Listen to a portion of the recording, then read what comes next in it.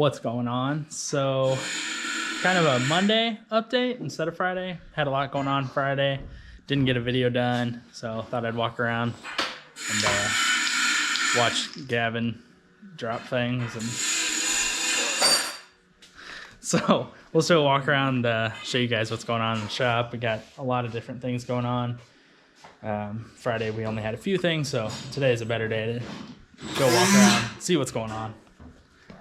So what you working on, Gavin? Putting a roll bar and door bars in the SN95. Nice. Convertible though, never done. Isn't convertible. So this should be Makes fun. the cage work real. It's real easy to put the main. Easy, yeah. Yeah, how many times do you think you'll have this up and down? 100, 150, give or take. Yeah, so doing a removable roll bar in this, so somehow we gotta land some down bars back here in between the. I guess it's a motor and the amps and. Yeah, I think it's the pump for the top and then 2 amps for the, I guess, the stereo for the factory. Yeah. Oh, it looks fun to land down bars to have the top still go up and still have a back seat. Yeah.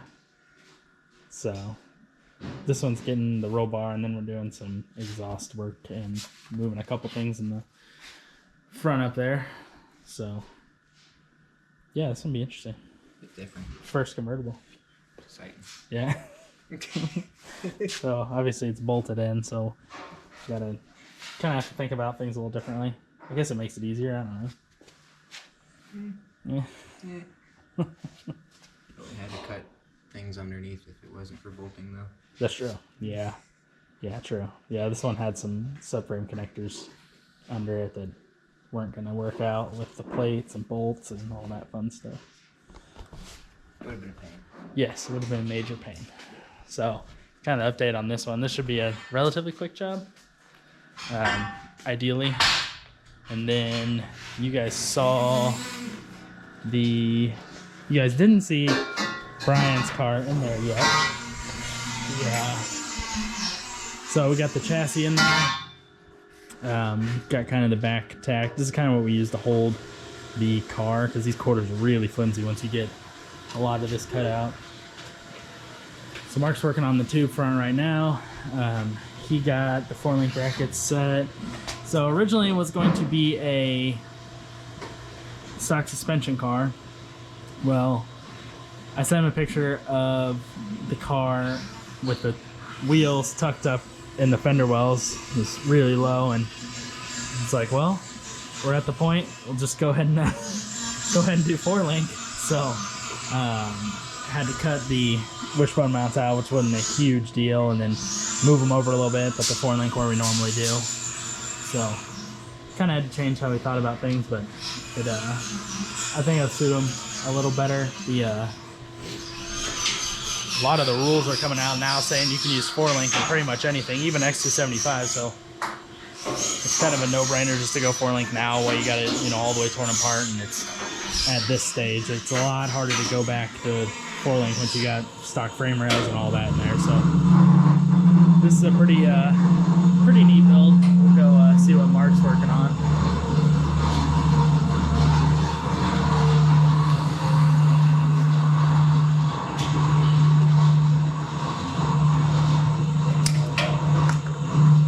What you working on?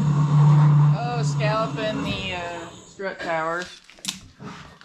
Getting the tubes all set and everything. This is kind of a before and after. Yeah. This is what they look like when you cut them originally, and they end up like that. Mostly. Yeah. They look pretty good when they're like that. Yep. Almost done. Yeah. So I got to put the plate on the top for the strut cup and all that good stuff. For the most part.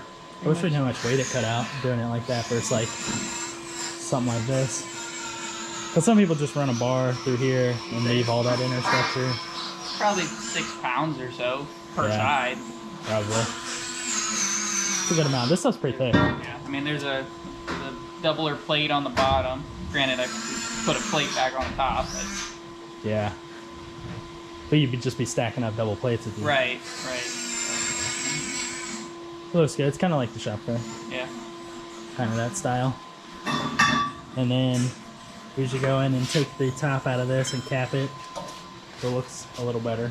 Yeah, because the stock one has the piece that comes down here, and then it goes and bends over across the frame rail. So you kind of have to take it out. Yeah, I always cut it out. I mean, you could leave it, but it looks kind of not good. Yeah. So I always cut it out, and then I tie the frame rail back into the firewall on the top, because there's nothing that ties it from the top back to the firewall. It's all just this side. So Looks good. I do that, and then I try and get it as flat as possible because it just looks better.